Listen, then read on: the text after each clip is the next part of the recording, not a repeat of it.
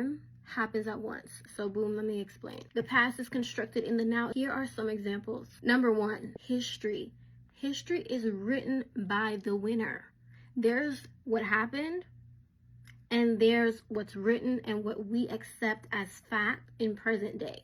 It's like the phrase, if a tree falls in the forest, but if nobody hears it, nobody sees it, did it really fall? Of course it fell, but we didn't see it. We didn't know it happened. We don't know what really happened. We don't know how it fell. So it's like we come up with the truth in present time. We construct history in present time. I'm sure there's a bunch of things that we accept as fact about history that are simply not true. Number two, to expound on that point, court cases. Both sides present their evidence and they also present their story. And whatever can be proven is however the case goes. There's what can be proven and there's what happened. There's the evidence, there's the fossils, the artifacts from the past, going back to the history example, and then there's our present explanation of things.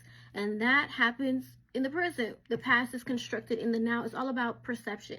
Number three, I was reading this book called The Body Keeps Score, and in the book, this woman had went through this traumatic event whereby she had lost her child in a car accident. And what they did is that they hooked her up to a brain scan machine and played a recording of her recanting that event, that story. And her body experienced the same symptoms as if she were going through the event in true time, even though she wasn't.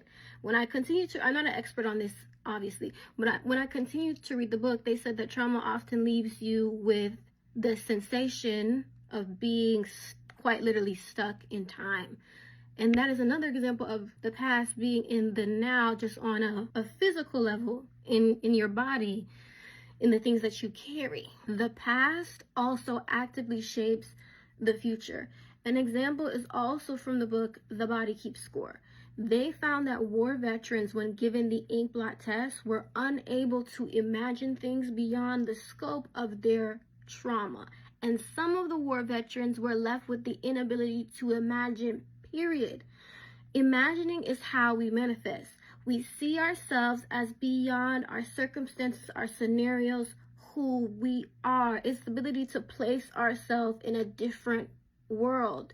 That is what manifests. If you're only able to imagine your trauma, if you're unable to imagine, period, then therefore you're stuck. They even found that a lot of these war victims were unable to be engaged in daily life. The only thing that would excite them was talking about their trauma. The only thing that lit them up was talking about their trauma, meaning that they couldn't create more for themselves. And that just shows how the past actively shapes the future. In addition to all of that, the future is now.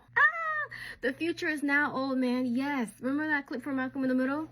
So the continuous decisions you make in the now are the future. The now is always rapidly changing. The future is quite literally now. What you think about yourself, the little decisions you make every day are the future. And lastly, the future, now, and the past are all linked by consciousness, and consciousness is beyond time itself. I think that consciousness is the present itself. It is presence. It's almost like all seeing. It's expansive. It's just, it sees, it observes. And when I'm saying all of time happens at once, I'm not being literal. I know that 50 years ago cannot be today, and I can't make yesterday tomorrow, and tomorrow be yesterday, and Tuesday be yesterday, and Sunday be Friday, and Friday be evening, afternoon of Wednesday, Thursday, Friday. You know that. But I mean in the way in which the human soul experiences life, all of time happens at once because you are the conscious observer. In fact, you are consciousness itself. Everything I said in this video are my thoughts, my opinions, my beliefs.